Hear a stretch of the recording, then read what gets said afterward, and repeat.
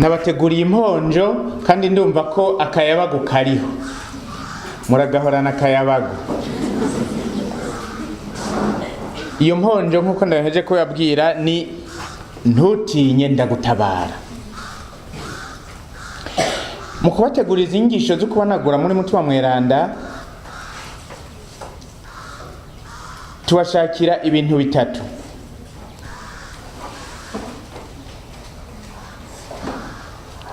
Icambere no gukira ubwoba.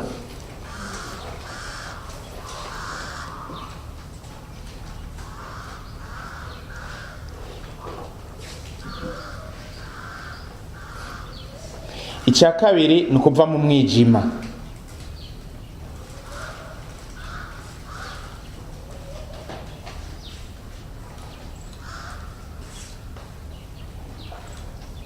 Icya gatatu ni ukugira ubuzima.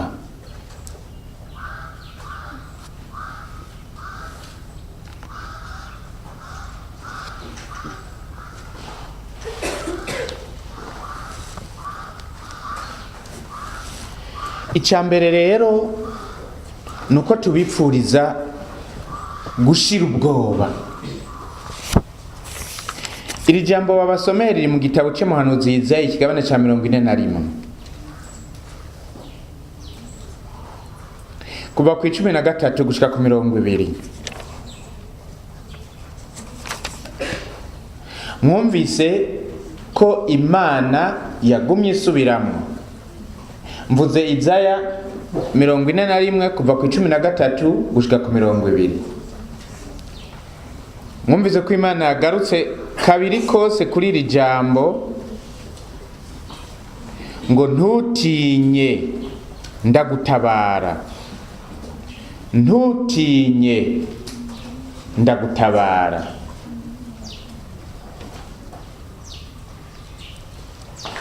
Umuntu adatinya nuwashize ubwoba. Imana igomba ko igihugu, abagize igihugu cyayo baba abantu badatinya, ni ukuvuga bafise ubutinyutsi, abantu b'intwari, abantu b'intatinya urukamvye, abantu batari ibijora. Ikijora murazi icyo ari cyo? Ni kigabo igihe abandi barundi bari ku rugamba bariko baragwanya umwansi, ikijora kubera ubwoba caca cisubiza inyuma kigahunga kikagenda kibabwiye ngo jewe ngiye kwa sugumwe, kigaca kigirayo ntibasuye no kukibona. Bene ico bakita ikijora. Imana ishaka ko abana bayo bataba ibijora, baba abantu bashize ubwoba, baba intatinya urukamvye, baba intwari mu rugamba. Ibyo nabyo ntibishoboka Imana itabatabaye. Mu kubatabara naho Imana ibigenza gute? Imana uzuyibona muhagararanye, mbega uzuyibona muyihagararanye? Cyangwa uzawumva itelefone ngo gumye umutima wumva itelefone, cyangwa ituragaye? Ibigenza gute? Irungika umutabazi. Umutabazi. Ntutinye ndagutabara bisigura ntutinye nzokubera umutabazi. Mutabazi nawe ninde? Mutabazi ninde? Mutima Mweranda. Imana mu kumara ubwoba abana bayo ibarungikira umutabazi ariwo Mutima Mweranda kugira ngo ntibasubire gutinya. Ntutinye ndagutabara. Ntutinye Yakobo nahura akazingo, ntutinye Isirayeli nahura inyagupfa. Ndagutabara jewe Umukama Imana yawe, ndagufasha ukuboko kandi ndakubwiye nti ntutinye ndagutabara. Nukuvuga ni mwaro nka Efeso, ubwoba muzoca mubwira kwa Heli. Kwa Heli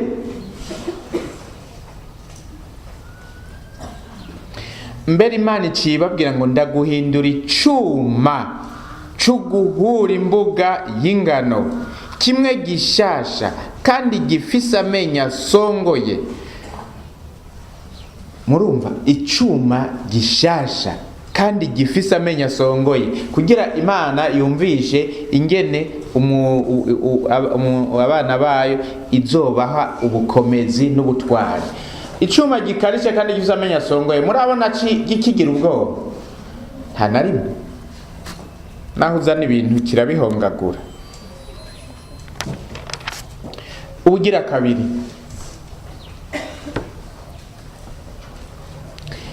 mu kubateguriza inyigisho twashatse ko muva mu mwijima.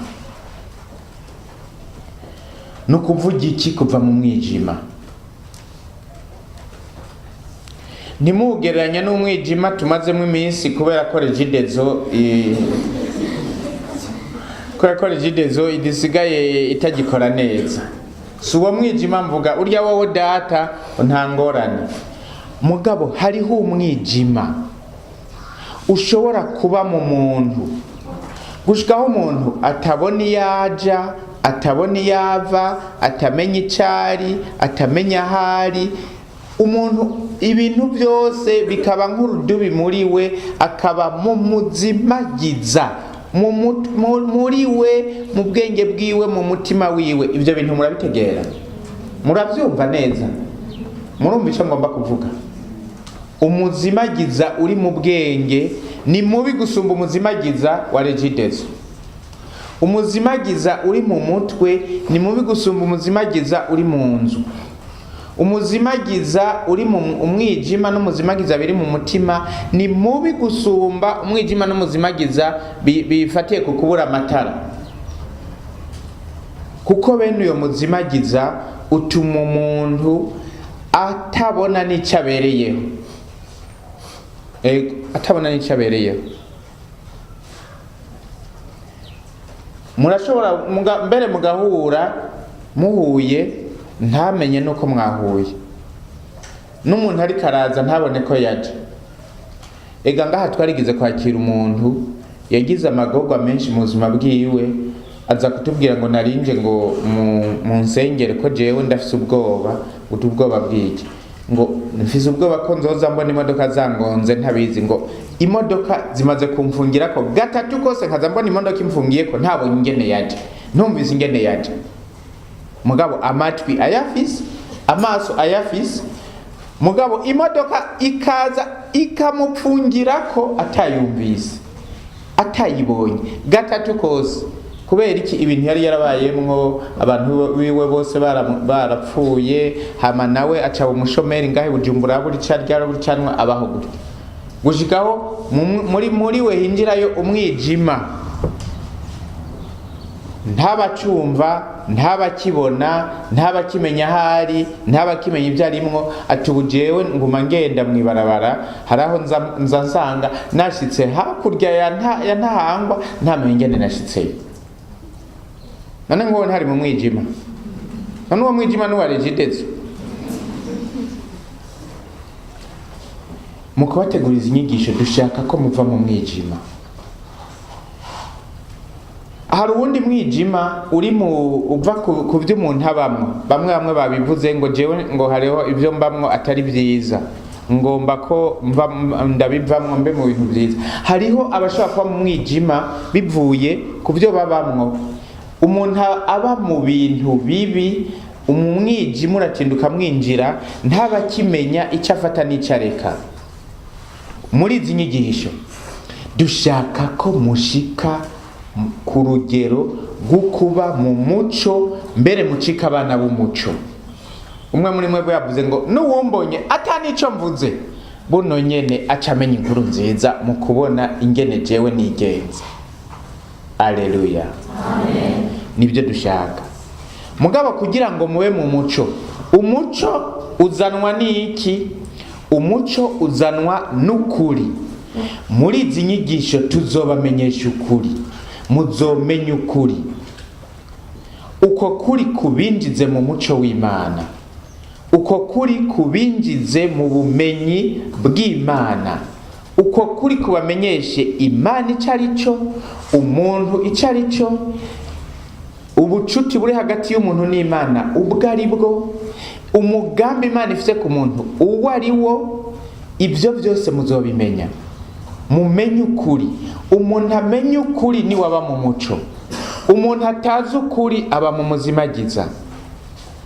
Uretse rero ko Imana izobakura mu muzimagiza uva ku bintu byoba byarabasesereje cyangwa byarabashegeshe, muri izi nyigisho muzoharonkera umuco ubereka ukuri.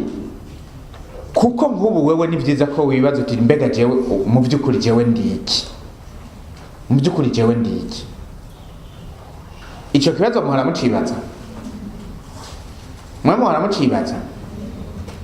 Wewe ni byiza kwibaza none jewe ndiki, mu by'ukuri jewe. Kandi nka mwebwe mukira abajene, icyo hari ushobora gukura yishiramo kwa wundi muntu. Hari ukura yibaza ngo ni Bob Marley, kandi Bob Marley yarapfuye. Akagura n'impuzu zanditse ko Bob Marley, ibintu byose akabigira nka Bob Marley, akagenda gutambuka nka Bob Marley, akifata nk'umu Bob Marley. Kandi wewe atari Bob Marley, izina ryiwe atari Bob Marley, ari ndi muriko.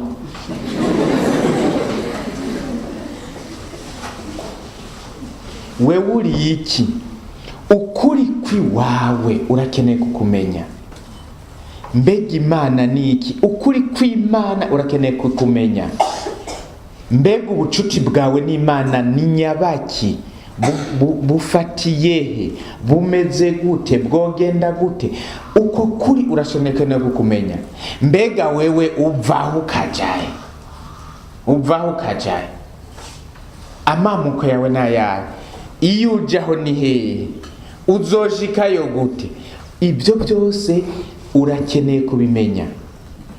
Kuko umuntu azi cari, azi yava, azi yaja, azi n'ingene yoshikayo, niwe azi ukuri. Muri izi nyigisho rero cyako mumenye ukuri. Ntimubikeneye none, muzomenye ukuri. Ikigira gatatu, muzoronka ubuzima. Dushaka ko muronka ubuzima.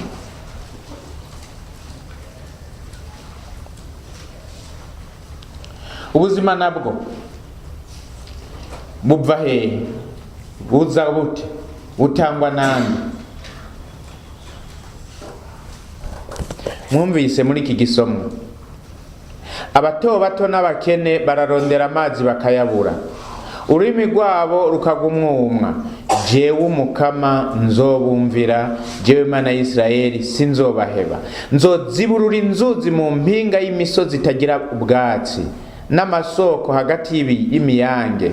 Ubugaragwa buzocika ikidengeri cy'amazi. Igihugu cagadutse kizocika imbizi z'amazi. Ku bugaragwa nzohatera ibiti by'amasederi n'ivy'imiyange, ivy'imihadasi n'ibya oliva. Mu gahinga naho nzohatera ibiti by'akajwari n'imitadari n'ivy'imiteyashuri bikurane, kugira ngo barabe kandi bamenye bose, kugira ngo bitegereze kandi bazirikane bose, yuko ibyo byose byagizwe n'ukuboko k'Umukama kandi k'Umweranda w'Isirayeli ari we yabiremye. Ngiryo ijambo ry'Umukama. Ngivyo ivy'Umukama agomba kugira ngo abahe ubuzima. Ukuboko k'Umukama niko gutanga ubuzima. Umukama aramvuye ukuboko atanga ubuzima. Uragaranzura ibiganza ukamara inzara ibiri n'ubuzima byose. Niko Zaburi 144 ivuga. Uragaranzura ibiganza ukamara inzara ibiri n'ubuzima byose. Bose bakweza amaso barakwizigira, kandi ukabafungurira aho basonzeye hose. Umukama ashaka gutanga ubuzima. Izi nyigisho rero tuzobaha nizo kugira ngo umwe wese agire ubuzima. Uwarameze nk'uwaguye umwumwa kubera inzara, kubera inyota. Inzara n'inyota y'iki? Inzara n'inyota hamwe bwa jene ndazi ikintu munyotewe muco mushonje gose. Ego nimwamutakizi ndakibabwira. Ntawe uzi uwo bari kariyumvira igiti ca brochette.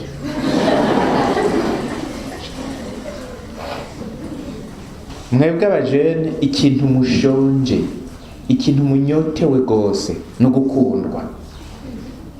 Sinjo? Sinjo? Mwebwe abajene ikintu munyotewe cyane no gukundwa. mbere hari n'abarondera urukundo bakaba nk'abamandiya, bakarondera ahatariho, bakarondera kutariko, bagasanga bahushije, bagasigara bicuza ngo ubwawe ni nta rukundo ruriho. Nahora ngira ngo abakobwa barakunda, none wapi, n'abaprofiteze gusa. Umuhaka noti arya igihumbi asubira ikindi. Nahora ngira ngo abahungu barakunda, none wapi, n'abaprofitere gusa. Mwebwe abajene mukeneye gukundwa. Urukundo nirwo rutanga ubuzima. Iyi nyota mwumvise Imana ivuga ngo abato bato n'abakene bararondera amazi bakayabura, ururimi rwabo rukagumwumwa. Jewe Umukama nzobumvira, jewe Imana y'Isirayeli sinzobaheba. Ngibi ibyo Umukama agomba kubagirira. Umukama agomba kubaho urukundo rumwe ruzobaboreza. Agomba kubaho urukundo. Muri izi nyigisho tuzobategura kugira ngo mwakire urwo rukundo. Kubwo rukundo ntimugire ngo nikindi. Urwo rukundo ni mutima w'urukundo. Amaze kubuzura, muzuzura urukundo hamwe umenga mwama muborewe. Namwe kandi mushobore gutanga urukundo rw'ukuri, rw'umusarara, atari uruhendo. Uwufise urukundo niwe agira ubuzima. Uwukundwa niwe agira ubuzima. Uwukunda niwe ugira ubuzima. Kugira ngo ushobore kugira ubuzima, ubwirizwa gukundwa, ukongera ugakunda. Ibyo nabyo ntawe ushaka kubyishikanako. Nta n'umwe abikura mu isahani y'umuceri, nta n'umwe abikura mu nkono y'ibiharage. Ibyo ni ukuboko k'Umukama kubikora, kuko Umukama niwe ahari ubugaragwa, ahagira amasoko, ahari haragadutse ahazana isoko, akahazishira amazi. Hariho imitima rero yagadutse, hariho imitima yabaye nk'isi yagadutse, hariho imitima yabaye nk'ubugaragwa, hariho imitima yabaye nk'isi yasimigaga. Iyo mitima yose niyo Umukama ashaka gusubira kuvomera, yuzura ubuzima. Ibyo nibyo Umukama ashaka kubakorera muri iyi minsi. Nibyo inyigisho tuzobaha zishaka kubashikanako, kandi niby'ukuri bizoranguka. Muzoronka Efeso ku itariki 31 z'ukwezi kwa 8. Itariki 31. Kuri iyo tariki muzoba muri abantu bashasha. Mbere ntimuzorindira iyo tariki, uko muzoza muri inyigisho ibintu bizotangura kuza bihinduka. Egahara igihe twagira Efeso z'abaseribateri, hari umuseribateri haheze inyigisho igira 4 yaciye aza kutubwira ngo jewe ngo sinciyumva, ngo singitegera ingene ivyambayeko, ngo nyoye amusteri nke nahoranywa 6 ku munsi, ngo none ubu ngo ndaca naho ziri nka ziraba nkumva ngo nta nagatima gakubita, kandi nahoranywa 6 ku munsi. Ngo ibintu by'izi nyigisho zose ndabyo, kandi urumva ntararonka Efeso tugeze kuyigisha igira 4 gusa. Nk'ubu namwe uko muzoza muraronka inyigisho, niko ibintu bizotangura guhinduka. Kubera iki? Kubera ijambo ry'Imana. Ijambo ry'Imana rirarema kandi rikaremesha, rirabeshaho ibitariho kandi rikazura n'ibyapfuye. Nicyo gituma ibi Umukama aba yagiye ubu agomba gukora, azokora Israeli, ni mwebwe azobikorera. Ntutinye ndagutabara. Kuki? Uzoronka umuhanuzi. Ubwa kabiri, uzova mu mwijima, uzoronka umutabazi nako. Ntutinye ndagutabara. Kuki? Uzoronka umutabazi akumara ubwoba, akugira nk'icuma gishasha kandi gikarishe, mbere gifite n'amenya songoye, gihuragura imisozi n'ingano ku mbuga, kihuha kikashwiragiza ibikumbi byose. Ariko kandi uzoronka umuco kugira ngo umenye ukuri kukwerekeye, ukuri kwerekeye Imana, ukuri kwerekeye ubucuti bwawe n'Imana, n'ukuri kwerekeye mbere n'ibyo ubamo byose. Hanyuma kandi uzogira ubuzima. Kubura ubuzima n'ibintu bibabaje. Kubona nk'umuntu aguvuga ngo jewe numva ata ubuzima mfise kandi angana nawe turako. ibyo ntibishoboka ego jewe numva atabuzima mfise mugabo kurya yari ararya mbere gushika naho inda isigara igera nka hariya aje nko ngaha igaseruka muri portail we wataragera gushika